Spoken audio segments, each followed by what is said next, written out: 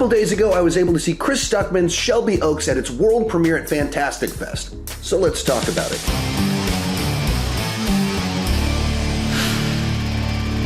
Now, if you're familiar with my channel, you're almost certainly also familiar with Chris Stuckmann's channel, that he was one of the original YouTube movie critics that both inspired myself and many of my peers to start in this space, as well as one of the people that cut the path that made it much easier for myself and others to be taken seriously in the space, to get access to press screenings, critics organizations, things like that. And this is a project that Chris Stuckmann just wanted to make on his own. Honestly, like, it started so small initially because my wife and I originally, the first idea was just to shoot it for like maybe 10 or 20 grand and put it on YouTube and just call it a day because we were so tired of waiting. But as we kept writing, her and I, we just kept getting bigger. And the idea is I couldn't control where it was going. And then it was like, all right, well, I guess I'm going to have to try to find more money, you know, and it just was a process that started small. And because I think that's how a lot of people write sometimes is you think like, well, I'll try this. We'll see what happens. And then you keep convincing yourself to not do the harder, bigger thing because you don't want to make it easier on yourself. And then as you're getting through, you're like, I can't stop these ideas. I guess it's turning into this big thing now. And essentially pitched it to a producer, crowdfunded it to make it happen. And then after making the film and submitting it to some film festivals and some directors and filmmakers he knew, and it ended up afterwards getting picked up by Neon. And they did some reshoots to amplify a few elements. Mike Flanagan stepped in as an executive producer, but it was produced independently, DIY style, and because of its quality, kind of was amplified into something bigger. So going into a project like this, I am anything but coming in with a clean slate. As I've been a subscriber to Chris Stuckmann for like 13 years. I met him at Fantastic Fest 6 years ago, actually at the film festival where he pitched this movie to a producer, and then I met him again in 2022 and hung out with him quite a bit at Fantastic Fest 2022. I was a financial backer on Shelby Oaks. So I quite literally put my money into supporting this project when it was first announced years and years ago. And I was able to interview Chris Stuckmann for the movie over the last couple of days, and I'm going to incorporate some of that into this video. But I say all of that because I just need to be perfectly honest that I have bias here. I'm coming in with very strong and personal connections to the project that have to be disclosed to make it clear my biases on this. And let's get started with the good. And I'm very happy to say that I thoroughly enjoyed the film, where almost right out of the gate, I was like, oh, I like what this is going for. When I heard that it was going to be a fake documentary, found footage, and narrative film, I was like, I don't know how that's going to work. I don't know what that is. And in particular, I don't really like found footage movies. So just red flags, or maybe yellow flags, cautious. And from the very beginning of it, when it kind of does this fake documentary style, it just kind of pulled me into this world. And I've realized over the last couple of years, I actually like that genre quite a bit. Likewise, the screen life, fake documentaries tend to be projects that I kind of find interesting. And this movie uses the fake documentary as a storytelling technique to basically give you all the backstory of what's taken place over the last over 10 years before kind of we start diving into kind of the more narrative side of things. And so it's just like an engaging way, a different storytelling technique to do a bunch of exposition in a compelling way that's borrowing heavily, from true crime narratives, unsolved mysteries, things like that. And then we kind of pick up on the narrative side to things. And when found footage is used, in the narrative, they literally find footage, and we know the characters are looking for clues. And so the way found footage is used is much more engaging for me than it normally is. Like when you just tell a movie entirely in found footage and a narrative like that, I just don't, it's for the most part pretty difficult for me to watch because it's just a weirdly immersive experience that I don't tend to enjoy. But here, it's a plot point. It's a clue in a mystery that the audience can almost like participate in, that we're joining in trying to find the clues. Whatever the character's looking for, now we, the audience, are also looking for clues in the footage. And suddenly it makes found footage a highly engaging way to tell this very specific story. And so I just thought, like, this is a really clever and interesting way to use found footage to amplify a film rather than just as a money-saving tactic. How did you go, like, just have that idea to approach found footage in that particular way and get people invested in the activity of the character? Thanks, man. Honestly, the first initial thought there was the fascination with reactors online. There are so many videos, and I've done them, of people who are watching things. We watch people watch things. We do that, and it's very popular. We watch people hear music for the first time. There's a whole subgenre of YouTube where there's people who are like Gen Z who are discovering like 70s music for the first time, and they're like, "Oh my God, CCR is amazing!" and it's like, you like watching people watch stuff, and there is an element of that here where I was fascinated by the idea of watching someone discover things that I do think factored into it, and it wasn't just budgetary efficiency. And I think, like, if you are, in her case, a woman who has been searching for someone for so long, any little inkling of anything is just going to change your life at this point, you know? Today's video is brought to you by HelloFresh. Fall is almost here. That means cooler nights, craving heartier meals, and wanting something warm and satisfying. This season, HelloFresh has had a massive upgrade with their biggest menu yet. HelloFresh has doubled their menu. That means you can choose from 100 options each week. Likewise, you can feel great because their menu is even healthier with high protein and veggie-packed recipes. Here's the part that I love.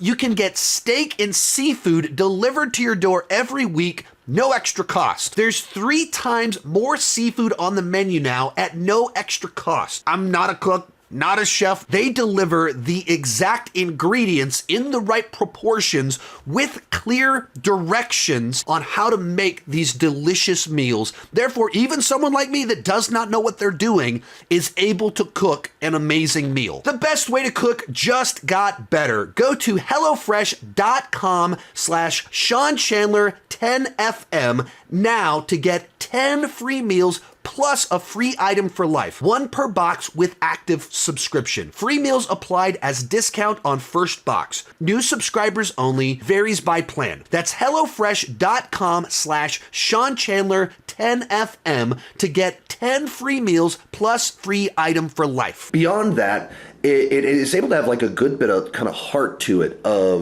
It's all about this woman that desperately wants to find her sister, and everyone else has given up. Everyone else has stopped caring and has treated her as if she's dead and telling her just to move on when she feels that, like, that's not the right answer. And likewise, there start to be indications that that's not the right answer. And through the various interviews, Chris Stuckmann's kind of talked about the personal reasons related to his own family situation for why that was a emotional hook that was so compelling for him. I think it was the combined aspect of my own past with my sister and being estranged from her for so long. And also there's a YouTube element in the movie, and I understand what early YouTube is like. And there was like a kind of charming feeling to early YouTube that felt, like a little tiny community, and it felt really fun. And I wanted to try to capture that feel too, where people were just excited about discovering themselves on YouTube and making content, and they weren't like thinking even about money. And it just felt so, I don't know, safe, Another thing that was just kind of interesting about it is the inherent nature of it. It has 3 completely different storytelling techniques used in the film, where the first little section of it is just absolutely nailing the aesthetic of a documentary. And then there's a bunch of found footage segments, and where they actually went back and bought cameras from like 2005 and stuff like that, so it feels like actual found footage. I hate it when you watch a movie and they shoot found footage, old TV segments with modern cameras and then just throw a crappy filter on it. Like in this, they show the cameras they're using, and they're cameras that I used back in 2007. I was like, yeah, that's what that footage actually looks like. And it's filmed in a manner to intentionally feel improvised, and almost kind of the way he described making some of the sequences, they kind of were improvised. The found footage was never shot listed. There was this idea basically of the general vibe where it had to be. But for the mockumentary portion of the movie, I watched like every true crime doc I could find, of course, on Netflix, and unsolved mysteries and all that. Just kind of. And then you go into the narrative sections, and well, like I said, it's a movie with a very limited budget of only like about $1 million in the original shoot. They were able to actually kind of have enough scope and size to the story where they literally go to the prison. They filmed in Shawshank Redemption, found like an abandoned city and a bunch of different places. And so while it is a limited budget film, it also does still have some size to it. There are some actors that are familiar faces. And the people in it, they're kind of the two sisters in it that are the two leads that weren't actresses I were familiar with, do a really good job. And so much of it is like convincing you that horrifying things are taking place in front of them.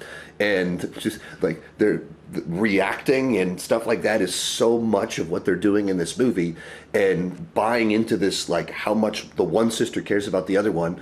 And just does a really good job with that. Like it's not the sort of performance that has like this gigantic dramatic range to it, but for what's demanded from the script, like she's able to do a great job with the film. And as it kind of goes along, I think it does balances the kind of more grounded narrative of an investigation and the transition into the supernatural really well. There's like little teases in the front bit, even in the documentary, of what's going on there. And then it goes along and starts to add more and more of the supernatural elements, and gets, having more sensational, fantastical stuff more overtly in the final third of the film, and revealing and showing things a little bit more. And I think almost it's an example of, because of the budget limitations, because they couldn't go full-blown, like wherever crazy you might go with it, it's almost the Jaws effect of the shark is more effective when you see him, because you don't see him very often. And that's kind of what goes on here, that if they would have shown too much more and revealed too much more and had too many more sensational elements, it'd be like, that cheapens it. So when these things happen, when you see something, it really has an oomph and a potency to it, which I really appreciated. So for me, it was a movie that certainly I had bias going into it, but also I had real concerns. And the way that it blended genres and just what he was able to pull off with the film, I think he did a great job telling the story that he wanted to tell. There are a few more things to talk about here. Let's move on to the mixed aspects of the film. And really the big thing here is going in with proper expectations, going in balancing out what to make of it. That, like right now I'm at a film festival where I've already seen over 10 movies in just 3 days. And like I spend a lot of time watching lower budget indie films, film festival movies, as well as obviously big gigantic blockbusters. And when you do that, you're able to kind of have a lot of points of reference for, this is a small budget movie, this is a micro budget movie, this is a mid budget, this is a blockbuster. And it's easy to see that this is a film being released by Neon, Mike Flanagan stepping in. Mike Flanagan, I mean, he did all these big Netflix productions and Doctor Sleep. Wow, you just have to go into this movie like realizing it's a indie film that was produced through crowdfunding for like $1 million. Like, it's a small budget movie. It's not like big. It's not even a $10 million Neon film that Mike Flanagan produced throughout the process. Neon came in late in the process because they enjoyed the film, and Mike Flanagan likewise was like, I like this. I'll join in and kind of coach you and help take this to the next level. I just say that because you just have to go into it. Don't expect this to be the horror movie that turns everything on its head. That's an unrealistic expectation.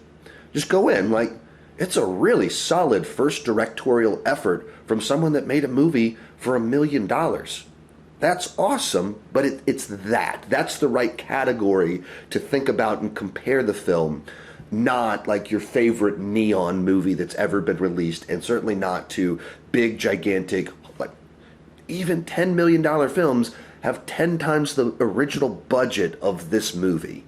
When you think about it that way, and $10 million is not a lot of money, and even some of these Osgood Perkins neon films from the last few years that are small budget, but they're small budget, and that means $10 to $15 million. This is $1 million. And you just have to go in understanding that's the right context to watch the film. From there, let's move on to the bad. And the big thing here is on a story level, on a lore level, it's not really adding anything new to the horror space. I think there's some interesting use of techniques with, like I said, the different genres, blending them together, the found footage. When you get into kind of the narrative of it, there's some things where you can probably start piecing together where it's going pretty early on. And there's a few too many times where maybe you're immediately thinking of other movies. You're thinking of like what inspired this, where did it come from, a little bit too much. And so just to, like kind of in that regard, once again, like if you go into it expecting it to be like just this groundbreaking, we're turning the whole genre on its head, it's just not what it is. It's a first time directorial effort, and he shows like a real steady hand as a director. And the story works, it flows, it brings in some interesting genres, but the influences at times are on his sleeve. There is a number of things here that are familiar or maybe a little bit predictable at times. And if you go in and you're just really hoping that it's going to, man, what's he going to do to change the genre? That's not exactly what this project was trying to do. And maybe this is something that would belong better in the mixed section, but you go into it, it's a horror movie, but a lot of it's more almost like an investigation. We're looking into things, and as it goes along, it becomes more horror and more supernatural.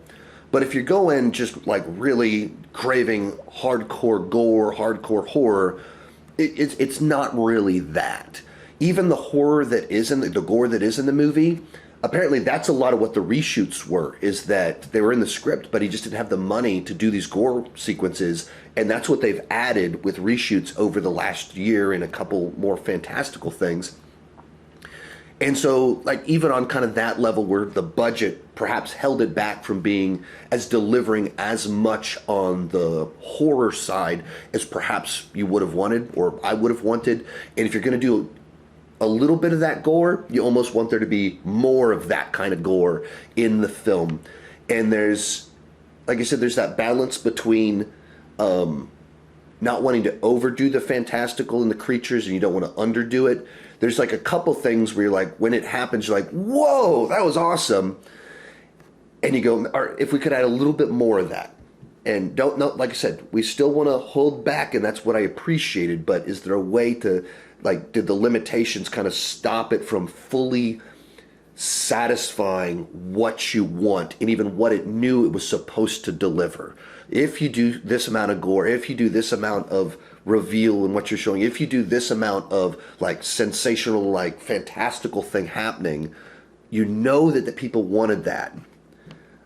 But is when you just have this little bit of it, you kind of go, maybe we needed just a little bit more. So kind of that balance of like the Jaws effect of it is restrained and that helps it, but also being like, well, maybe a little bit more on a couple of these things. Without going to spoilers, it can sound contradictory because I'm talking actually about several different things in the movie without wanting to say what they are. But you can see perhaps where the limitation on the budget provided creativity and withheld showing things was positive. And other times it's like, okay, if you're going to do that, maybe we needed more of that. With a project like this, where so many people watching this review are familiar with Stuckmann, and thus you don't go in with a clean slate. You go in with a bunch of assumptions, biases, either for him, against him, expectations. You want him to knock it out of the park. There's so much weight kind of put on the project. For me, I just stop and think, how many January horror movies or Blumhouse horror movies come out that have a $10, $15 million budget and are just generic as can be and don't do anything to hook you on an emotional level. They don't do anything to expand the genre, anything whatsoever. And then you have Chris Stuckmann makes a movie for $1 million that is an interesting blend of a few different subgenres and more competently made, compelling, than with more heart and passion than these movies made for significantly more money. And so that's where I left the theater very happy with the film that I got, and especially very happy for Chris Stuckmann that he was able to do it. He made a movie and it turned out good. It's not reinventing the genre. It's not going to be in my top 10 at the end of the year or anything like that, but it was a solid horror film that actually won me over on how it was able to use found footage. And so I had a good time with it, and I'm very proud of Chris Stuckmann for what he was able to do. Overall, it's a B on the entertainment scale, a 7.5 out of 10, and you should go see it in the theater to support an original horror film from someone in this space that means so much to me, and just so you can make up your own mind and join the conversation about it. Hey, thank you so much for watching, and keep talking movies and TV too much. Bye-bye.